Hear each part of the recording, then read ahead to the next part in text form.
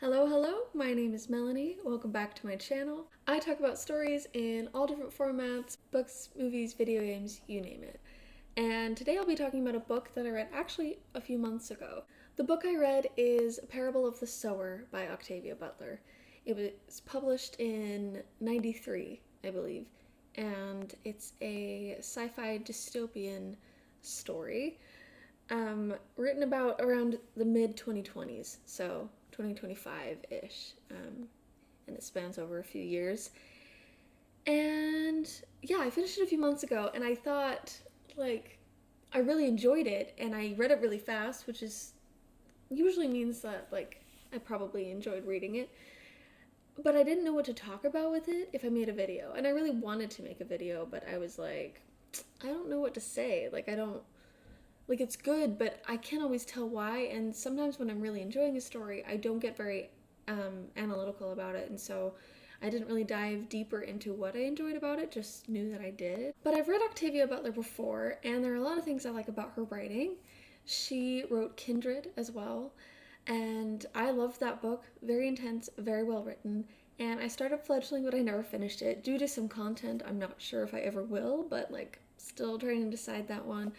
But this book, Parable of the Sower, is one of two books in a series. It was going to be a longer series, but it was never completed, and I'm actually kind of devastated by that because I was really interested to see where else it would go.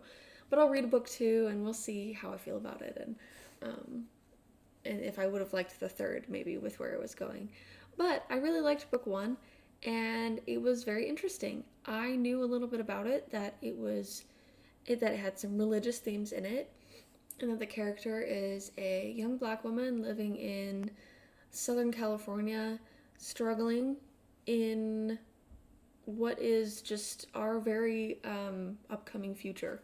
And it's kind of creepy. People have commented on how Octavia Butler managed to write a very realistic dystopian world, and unfortunately a very familiar one. I know a lot of people don't like this book for this simple fact that it's harsh, and there's a lot of references of certain types of violence and crimes against other people that are it just feels overdone to them, and I totally understand that. That is a bit of a content trigger warning for you, that you might not enjoy this. It is a little intense. It does discuss some heavier topics and kind of consistently. It's not like a one-time thing being brought up. It's all around them, all these kinds of violence. But some things I like about this book, I won't get into major spoilers, but I do like certain aspects or some creative choices she made. The main character, Lauren, it's written from her perspective in a journal, and she talks about her home, which is in a little community with a wall built around it, and a bunch of walled communities exist, and they are sought after. They're middle-class people's safe-ish community, and people try to break in, people try to tear these communities down, but right now her family's struggling and surviving, and her dad's a preacher, and she herself is coming to an understanding about what she believes about religion, and who and what she believes God is. And it's really interesting, and given where I'm at in my life right now, I was like, this is going to be kind of relevant to me. And it was actually quite interesting. But along with her religious struggles and questions, she and these people are faced with a lot of just garbage in the world. And I find it interesting. The main character has a condition where she is an empath in a bigger sense than am really emotional and very sensitive to other people's feelings. It's she truly feels what other people feel, pain, pleasure, either end of the spectrum. She can feel that when she's observing it, and this can be good and bad, and it's really fascinating. It's kind of presented in a way where it's not like a superpower, but something special and interesting about her, but she has to keep it secret, because if you think about it, that's something that people can use against you, and they can get in the way. If you're watching someone get hurt, you might not be able to save yourself or get away from the person who's doing the hurt or causing the problems, and so that's a big, very interesting thing that she wrote in that I liked. It was done in a not super dramatic superpower way. There's also this drug running rampant through the streets that it's like the drug of the decade sort of thing. And it's, I can't remember what it's called, but it's a drug that basically, when watching fire, like arson causes extreme pleasure to people who are using this drug. And so naturally they pursue situations where they can cause fires or watch fires happen, and fires can destroy these homes in no time. And it's kind of an interesting tool that she uses to not force these fires and these conflicts, but like to introduce this violent world and show how it's kind of nonstop, like the momentum it has. The fires are started because people are drawn to the fire because of drug that they're taking, and they're taking that drug because they're on the street and they have nothing else. And they have nothing else because their homes were burned down and destroyed. And so it is a vicious cycle, and she writes that very well, and it feels kind of inescapable. Even when they're safe in their little home, it's like everyone is kind of pretending that they'll always have that, and the main character is like, what if this goes away? What are we going to do if we don't have this wall around us anymore, if our home is no longer an option and livable? And she's asking very real questions, and people are in denial, and I think that's a common thing when things are going badly. And you think, like, why aren't they seeing this? But if you think about today, there are so many things that we're not seeing, or that older generations kind of downplay because they don't recognize the repercussions. And I find it really fascinating. So when I was thinking about making this video, and I really wanted to talk about it, but I didn't know what to say, and I wanted to talk about something that I learned. I wanted to have some kind of observation made from reading this. And the more I thought about it, the more I realized, like, even though this world is like awful, it's like so dark and so heavy, just constant chaos and violence, and it's never ending, and it's all around you, and it feels just this dread, it's not a pleasant, comfortable setting, but it's very an enhanced version of reality today. And the main character is noticing that, like, things need to change. So when I was thinking about what I wanted to talk about, I was considering how other dystopian stories handle the dystopia that they create.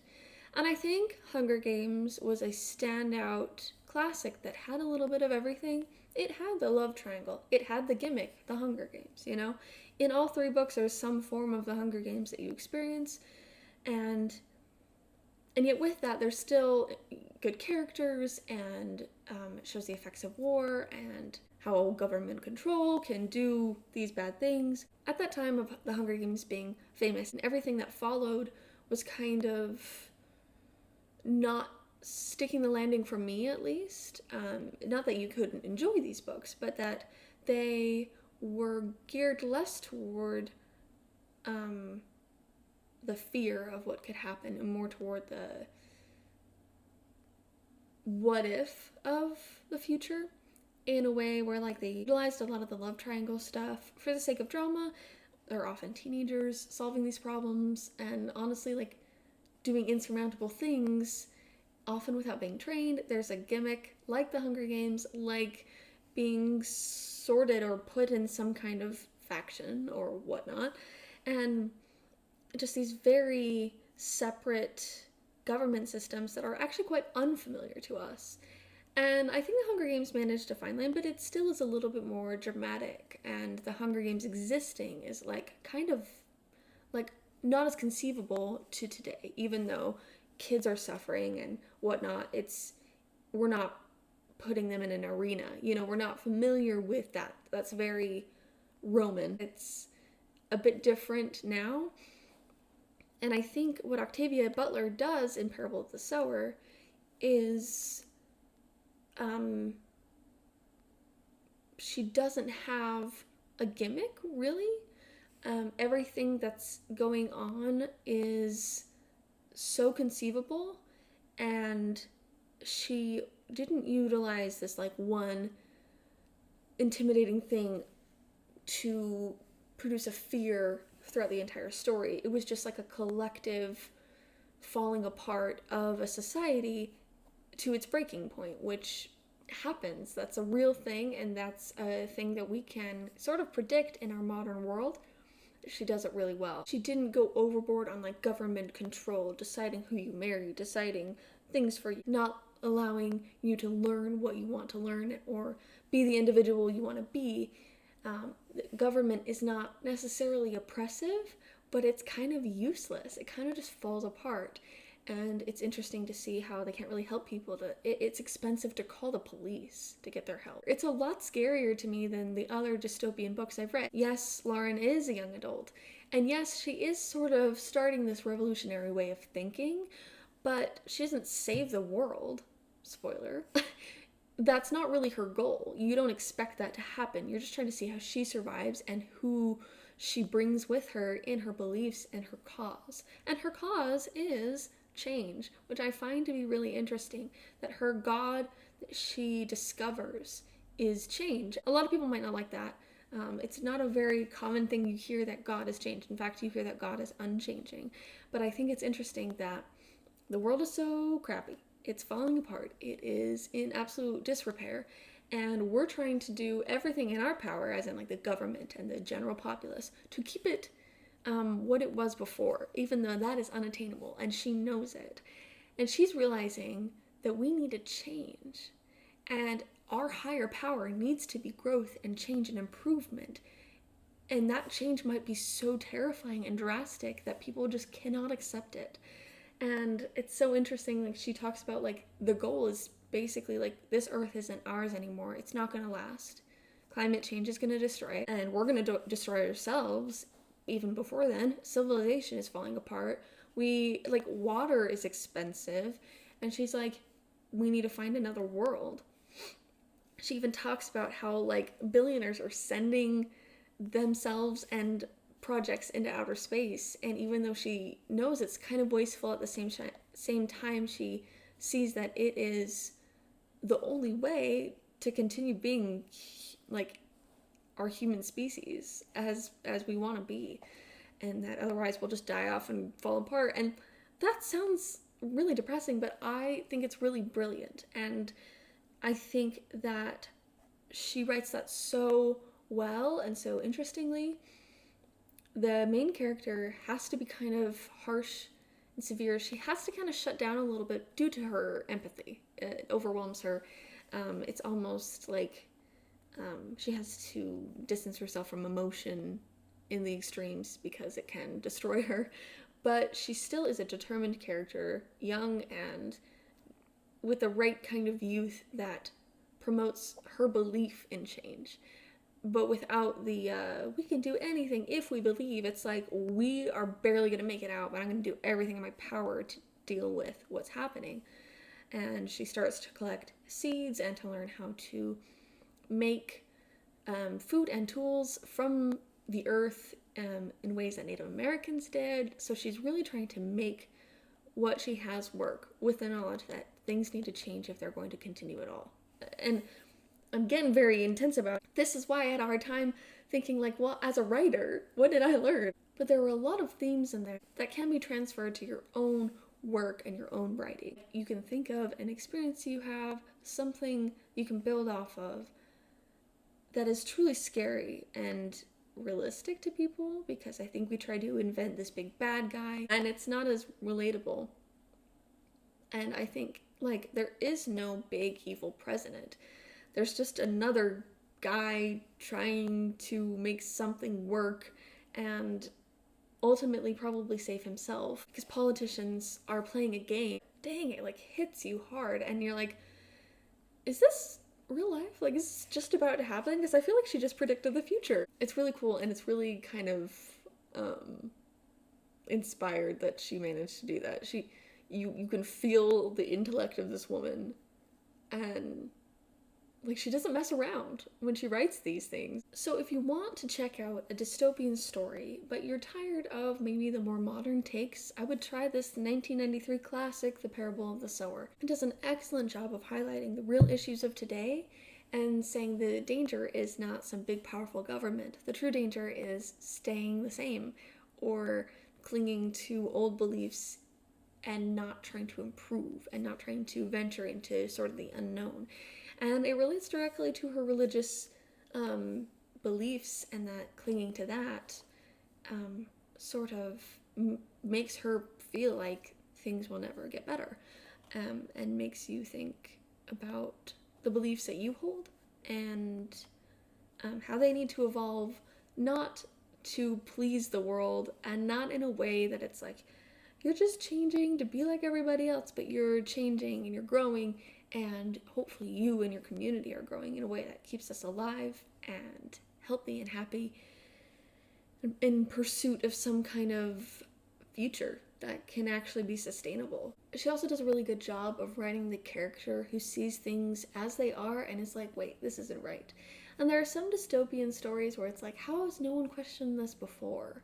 How is the first person who was like, this is messed up? A 16-year-old with no skill set. And I think it's good to make sure that your character, if they're making these observations, maybe they're not the only character who sees things that way, or the way they come to those conclusions can make more sense, because some characters, it seems surprising that they notice that something's wrong or that they turn out to be the special one. She's not really special, she just takes control and tries to be prepared for what's coming, and I find that compelling. But if you're interested in asking yourself some new questions, looking into what is a dystopia, and are we headed toward one, and how can you write a story with a conflict that doesn't come from some major imaginative magical place, how can you write conflict that comes from today? And how can you see where we're headed and what that means as people? Thank you guys so much for watching. If you've made it to the end, please let me know. Please comment down below if you have any thoughts. If you've read this book, do you remember something you learned from it, something you liked, didn't like? I'd love to hear it. And any other recommendations for videos or books or movies or video games in the future, I will take all of them into consideration. I've appreciated all your guys' comments. It's been really nice to talk about video games and the like with you. Thanks so much for watching. I will see you next time.